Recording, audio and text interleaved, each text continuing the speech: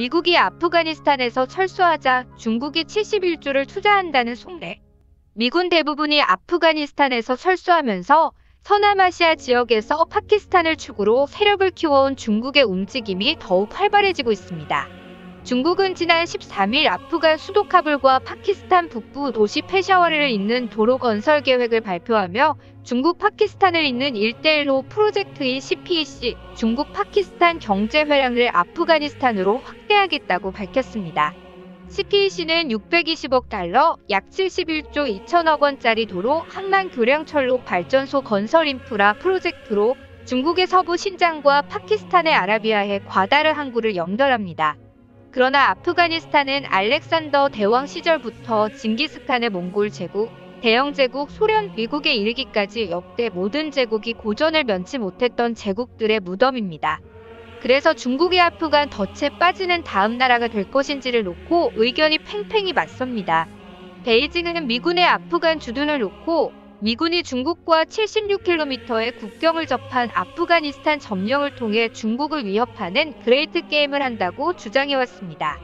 9.11 주범인 이 지역의 알카에다를 박멸하고도 계속 남아있는다고 비난했습니다. 따라서 조 바이든 행정부의 굴욕적인 미군 철수를 환영하고 있습니다. 그러나 이 지역의 힘의 공백은 중국의 서부 변경을 혼돈으로 몰고 갈 수 있습니다. 탈레반과 현 카불, 정권 반탈레반 아프간 군벌들 간 내전은 또다시 전 세계 이슬람 무장 세력을 이곳으로 끌어들일 것이고 이들은 아프간 국경 넘어 중국에서 자행되는 무슬림 위구르족 학살과 인권 탄압에 주목할 것입니다. 중국 당국은 시리아에서 이슬람 테러 집단 IS와 함께 싸웠던 위구르 테러범들이 아프간을 근거지로 해 신장 위구르 지역으로 계속 침투할 가능성을 두려워하고 있습니다. 지난 13일 파키스탄 북부에서 1대1로 프로젝트인 수력발전소 건설 현장에서 일하는 중국인 엔지니어와 노동자 9명이 트럭 폭탄 테러로 숨졌습니다. 5월 9일 아프간 수도 카불의 한 이슬람 시아파 여학교에서 순위파가 설치한 차량 폭탄이 터져 68명이 죽은 사건에 대한 중국 외교부의 코멘트도 미국의 갑작스러운 철군 발표가 아프간 전역에 폭발 테러를 촉발했다는 것입니다. 중국의 비난 방향이 미군 주둔에서 갑작스러운 철군으로 완전히 바뀐 것입니다. 뉴욕타임스는 지난 15일 중국은 미국의 아프간 전쟁을 비난하더니 이제 미군 철수를 걱정한다고 전했습니다. 중국에게 미군 철수 이후 최악의 시나리오는 혼란에 빠진 아프가니스탄이 이슬람 테러 집단들의 온상이 되고 이들 집단이 중국의 이슬람 미흡국인 카자흐스탄, 타지키스탄, 파키스탄으로 번져 현재 중국 기업 중국인들을 공격하고 신장 위구르 지역으로 침투하는 것입니다. 특히 독립 기운이 강한 파키스탄 서부 발루치스탄 지역은 CPEC가 파키스탄에 실제 도움이 안 된다며 중국인을 공격했습니다.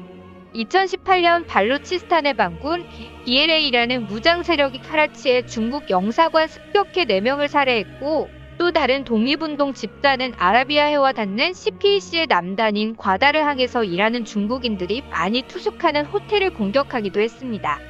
중국이 원하는 것은 아프간의 안정뿐입니다.